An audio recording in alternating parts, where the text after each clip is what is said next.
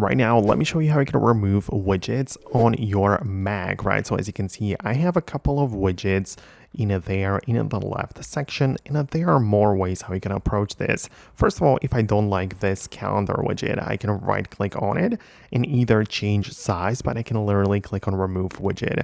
And this specific one is going to disappear from my Mac desktop, right? So I can replace it with something else, or I don't know, resize the other type of the widgets, whatever.